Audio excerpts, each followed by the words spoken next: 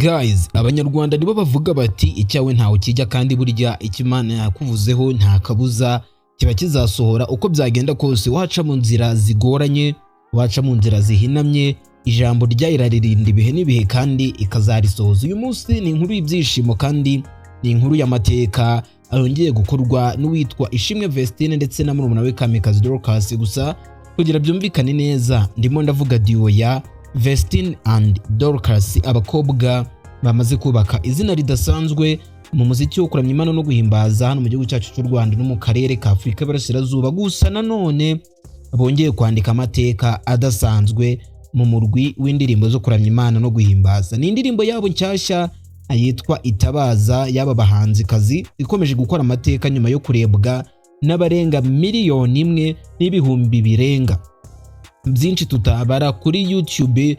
Urukuta rwa YouTube urunkuru unkurikiyeho kano kanya mu minsi igera kuri 3 gusa kuva yashyirwa hanze ku itariki 20 z'ukwezi kwa Nyakanga 2026, irenda kuzuza iminsi 4.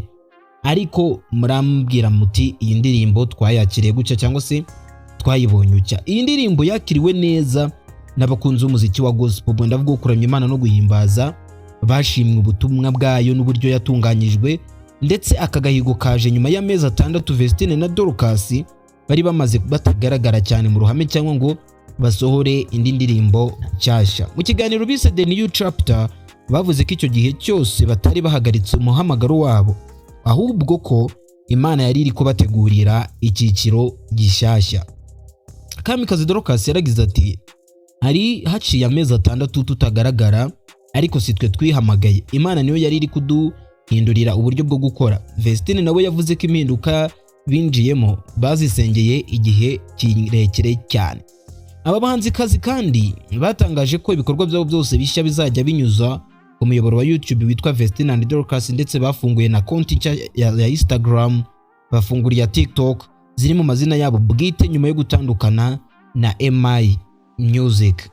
Gusa ariko banashimangiye ko gutandukana na Murindahabi Rene byabaye mu bwumvikane, bashimira Murindahabi n'ikipe ye ya MI ku ruhare bagize mu rugendo rwabagejeje ku rwego bagezeho uyu munsi.